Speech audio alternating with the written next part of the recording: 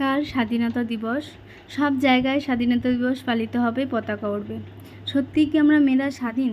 যদি আমরা স্বাধীনই হয়ে থাকি, কেন আমাদের রাতের অন্ধকারে বেরাতে গেলে 10বার ভাবতে হয়?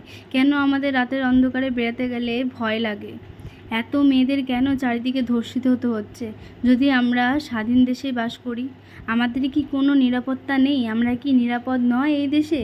আমরা তো গর্ববোধ করি আমরা ভারতবর্ষের বাসিন্দা। আর 5টা দেশের থেকে আমাদের ভারতে মেয়েদের স্বাধীন বেশি, আমরা নিরাপদ বেশি। কোথায় সে নিরাপত্তা? আমরা তো নিরাপদে নেই। আমাদের সব সময় এখন আটকে আটকে থাকতে হচ্ছে। এত মেয়েরা ট্রাভেল করে ডিউটি করতে যায় বাইরে বাইরে, তাহলে তারা কি নিরাপদ নয়? আজ আরজিকরের মতন জায়গায়, যেখানে কিনা এত মানুষ রোগের চিকিৎসা করতে যায়, এমনকি একটা মেয়ে কিনা এত মানুষের জীবন বাঁচিয়েছে, আজ তাকেই কিনা ধর্ষিত হতে হলো। কিছু জানোয়ার রাক্ষসরা তাকে ছিঁড়ে খেলো, এমনভাবে ছিঁড়ে খেলো যে তার দিকে তাকানোর জো নেই।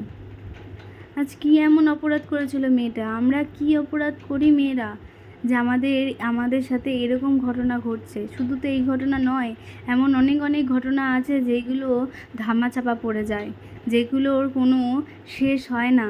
দেখা যায় একটা মেয়ের প্রাণও গেল, এমনকি তার মান সম্মানটাও গেল। সবাই তাকে লাস্টে দোষী সাব্যস্ত করছে, একটা মেয়েকেই দোষ দেওয়া হচ্ছে, মেয়েটার সব দোষ। আমরা নিরাপদ নই, তাই সবাইকে বলছি, সবাই রুখে দাঁড়াও, আমাদের নিরাপত্তা চাই।